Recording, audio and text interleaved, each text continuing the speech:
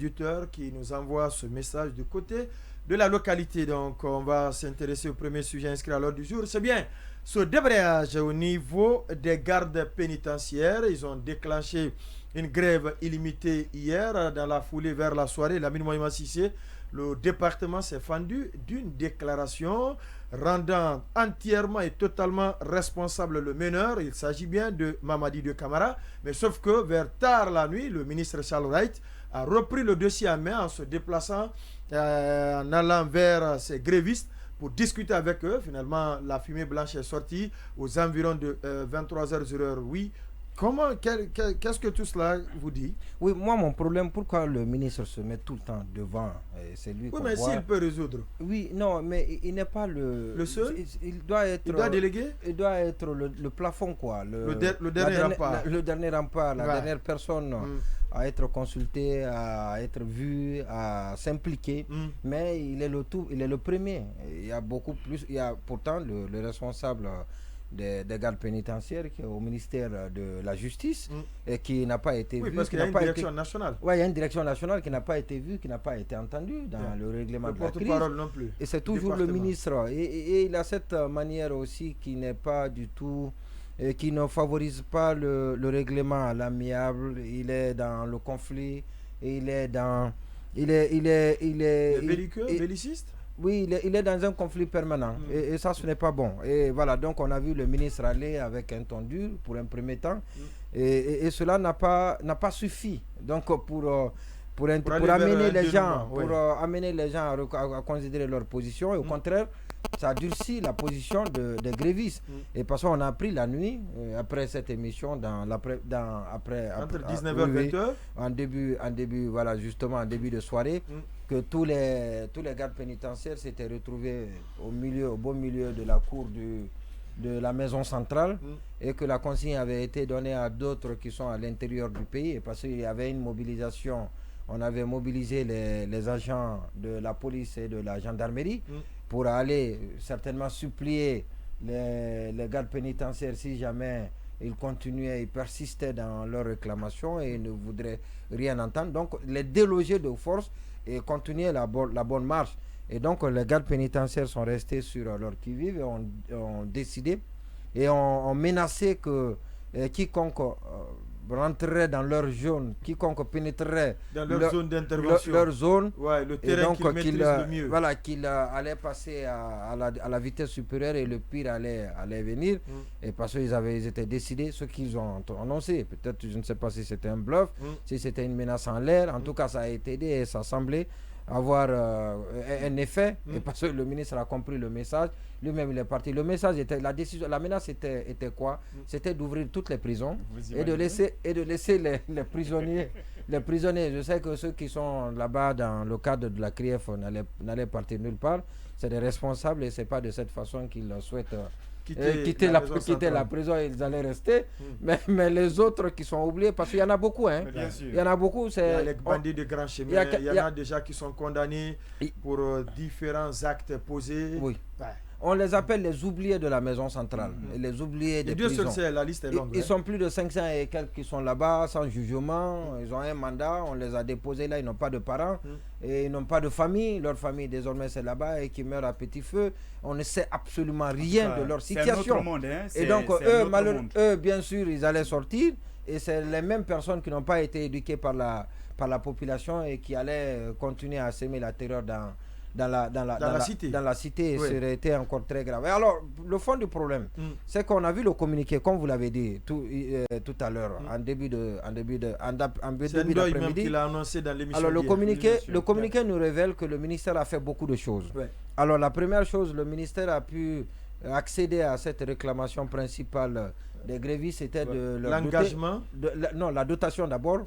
À hauteur de 500 000 francs. La dotation en lieu et place d'un sac de riz. Donc on leur a donné, il leur a été concédé donc de leur payer 500 000 francs guinéens correspondant bien évidemment au prix du sac de riz, même si c'est un peu plus supérieur.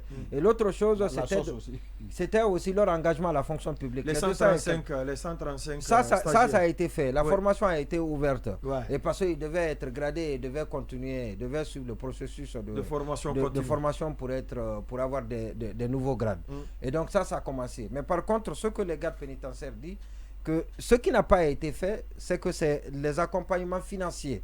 C'est-à-dire que l'argent qui devait accompagner tout cela, c'est les avantages financiers, donc n'ont pas suivi la décision, les différentes décisions qui ont été prises par le ministre en leur faveur. Et ça, c'est des choses inédites. C'était la première fois que les gardes pénitentiaires bénéficient de ces avantages-là. Ça, il faut le reconnaître. C'est une première. Et ça, c'est au crédit du Charles ministre. Wright. Par contre, ça n'a pas suivi.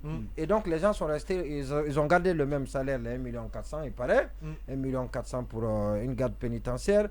Et puis, le sac de riz, c'est vrai que l'argent, on leur payait l'argent, mais il n'y avait que ça. Mais l'autre chose que j'ai entendue de sources non officielles, et j'ai cherché à recouper auprès des gardes pénitentiaires, oui, certaines me l'ont confirmé, c'est qu'ils se plaignent aussi du fait que chaque fois qu'il y a des évasions dans les prisons, que c'est bien eux qui sont indexés et c'est eux qui sont rendus coupables de ces évasions. Oui, mais il n'y a pas plus logique que ça.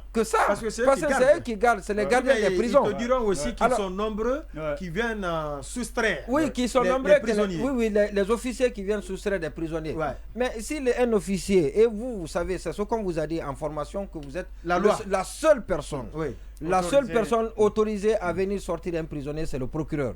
Parce que c'est le mandat, c'est son mandat qui envoie quelqu'un en prison. Et c'est bien lui qui peut sortir quelqu'un de la prison.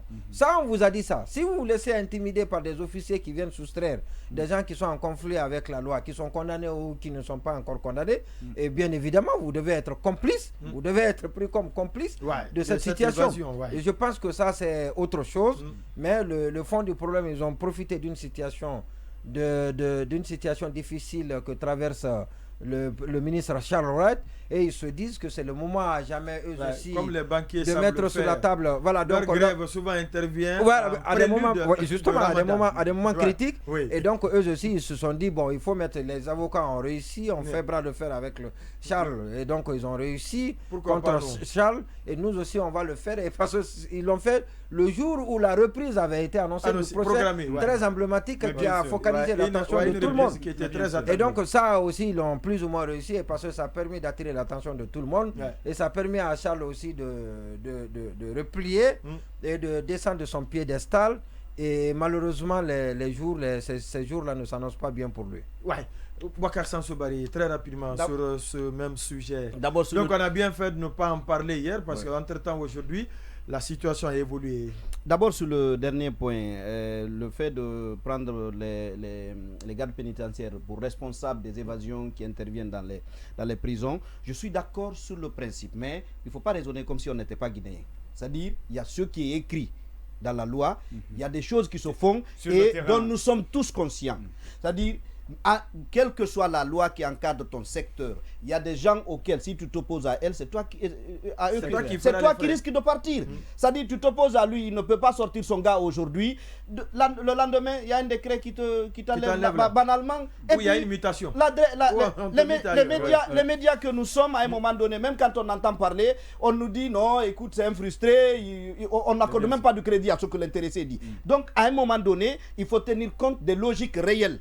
Il y a ce qui a été exactement. Il y a ce qui est déclaré officiellement, mais il y a ce qui se passe dans la réalité.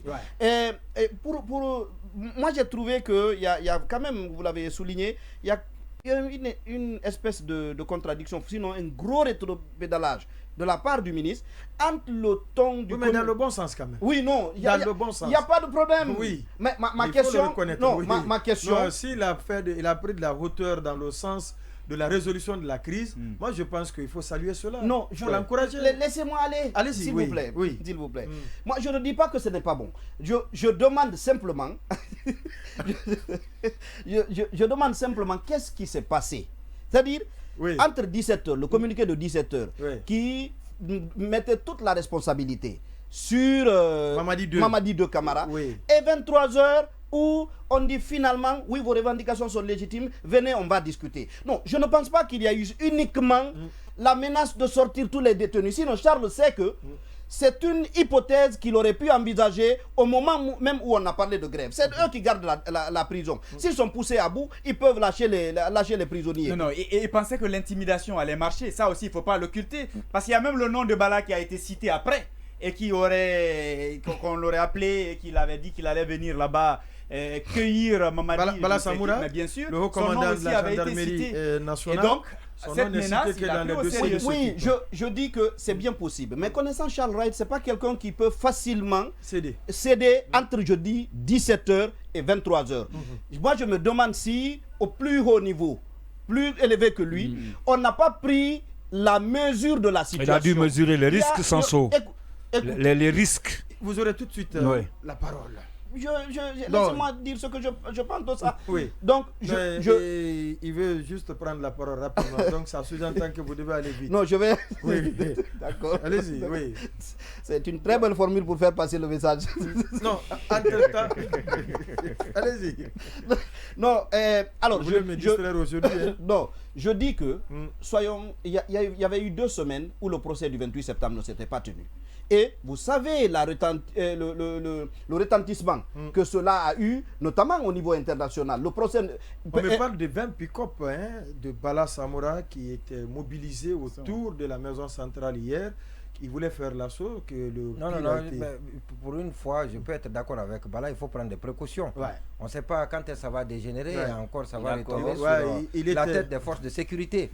Parce que si les gens là, avec l'entêtement que nous connaissons du ministre Charles Wright qui n'accepte pas d'accéder aux revendications de ces personnes-là et qu'ils soient aussi guidés par un sens qui ne soit pas le très bon. C'est pourquoi je parlais du risque. Donc ils allaient ouvrir les prisons.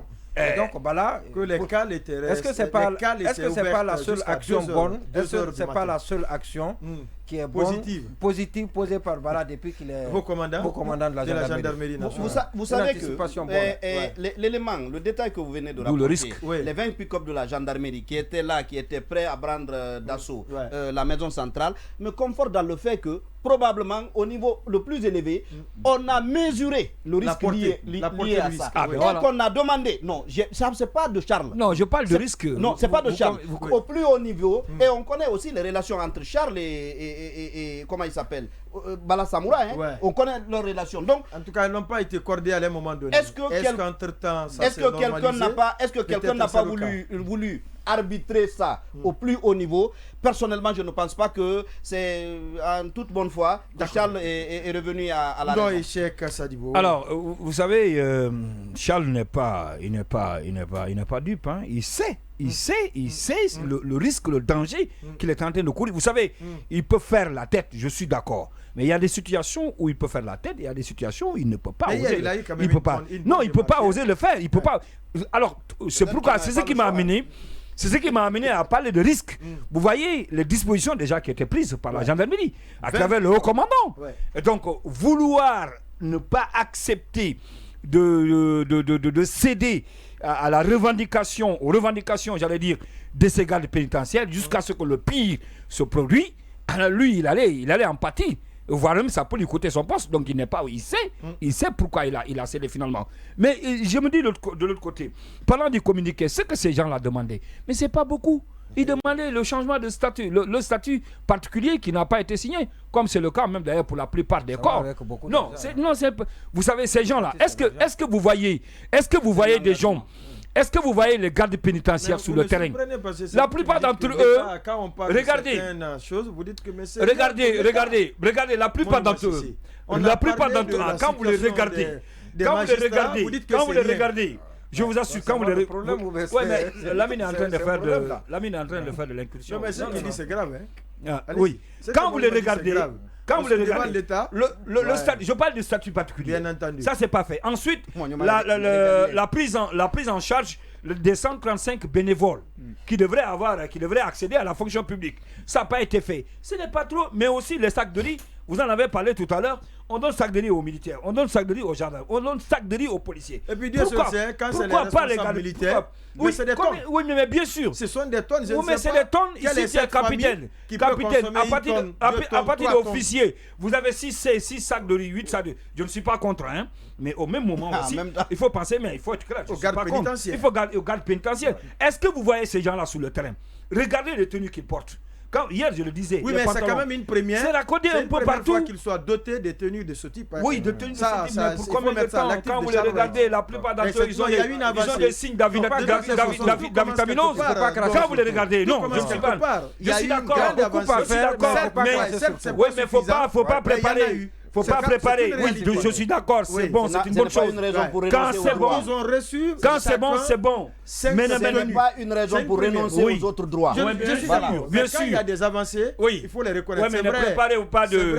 C'est vrai, un besoin résolu crée toujours un autre. Oui, ne préparez pas aussi de la bonne sauce et puis mettre un peu de sable là-dessus. C'est ce que Charles a voulu faire. Ne mettez pas de la tchéquée que vous avez préparé et mettre du sable. Regardez ceux qui sont sur le terrain. Il faut bien les regarder. La plupart d'entre eux, quand vous partez dans les tribunaux, ils ont des signes d'avitaminose quand vous les regardez. Parce que tout simplement... L'alvitaminose. Oui, l'alvitaminose, merci. Oui, mais ça veut dire beaucoup de choses. Ça veut dire que c'est des gens qui n'ont pas les moyens. Non, mais bien sûr, regardez très bien la plupart. Vous avez pitié. Oui. Vous voyez ces gens comme ça là, il y a de quoi quand même pour qu'ils puissent exprimer leur mécontentement pour que les conditions de vie soient changées. D'accord. Alors, je ne vais pas revenir sur tout ce qui a été dit. Moi, au contraire, je m'intéresse cette fois-ci aux détenus. Il est important aujourd'hui qu'on essaie de faire la part des choses. Leur vie était en danger. J'ai échangé avec un ancien prisonnier de la maison centrale qui me dit qu'il a libéré un jeune. Lui, il était là-bas, je crois, pour 60 ou 100 000 francs. Il aurait fait jusqu'à 6 mois de prison. Celui qui l'a enfermé, il paraît, c'était un mécano, il était en train de réparer une voiture. Il est resté, quelqu'un est venu voler la batterie de la voiture qui était là. Après, on l'enferme pour ça. Mais tout ce temps qu'il a passé, il a passé tout ce temps à cause de ce petit montant-là. C'est quand il a dit à celui-là, il dit, mais c'est pour ça que tu es là. Il dit, oui, il a payé. Et puis, il a été libéré par la suite. Je pense qu'il faut revoir. Il y en a qui sont là-bas. Mais qui a volé un bœuf, volera un bœuf. Non, le problème n'est pas le fait de se retrouver là-bas. Attention. Non, attendez. Le fait, ce n'est pas... Attendez, non, on ne peut pas avancer sur ça comme ça. Le temps, par contre, avance. Même si vous volez, quand vous volez, il faudrait bien qu'il y ait une justice qui établit et qui définisse au moins les peines à purger. Mais vous ne pouvez pas faire une année... Voilà, pour 100 000 ou 50 000 francs, c'est pas possible. C'est de cela qu'il s'agit. Il faut faire la part des choses. Et puis voilà, ceux qui doivent rester n'ont qu'à rester. Depuis Kassonia, kilomètre 36, il dit, je dirais que ces gardes pénitentiaires ont raison de réclamer leurs droits dans la mesure où les avocats se sont fait entendre. Ils sont aussi membres à part entière dans cette affaire alors qu'ils examinent leurs préoccupations. Il y a le commissaire central de Dabola qui nous écrit également. Il dit bonsoir Condé, la télé se coupe trop. D'accord. Non, ça c'était une ancienne image. Je pense que c'est résolu avec la RPT. Il dit Sayon Kalo, depuis Dabola, les policiers n'ont eu que le prix de 2 sacs de riz. On va donc rester dans le sillage de la justice. On dit que les gardes pénitentiaires à Kissoudou ont recommencé à arnaquer les visiteurs et ils leur retirent de l'argent. Donc oui, ça là, aussi, on va interpeller leur porte-parole qui est d'ailleurs le responsable des gardes, Mamadi 2. C'était fini, lui il était passé, donc il n'a pas eu un contrôle permanent. C'est lui qui doit veiller l'application en permanence. Ouais. Donc des décisions, des réformes qui ont été prises à l'intérieur. Ouais, parce que ça c'est une réforme. Ça aussi, ça doit être même de la part des gardes pénitentiaires qui sont envahissants dans les prisons. Trop envahissants, trop envahissants. D'accord. On va donc partir avec la régie très rapidement pour suivre l'intervention de Maître Salifou Béavogui, qui est avocat du FNDC, et Maître Moussa Diallo, avocat du ministre de la Justice.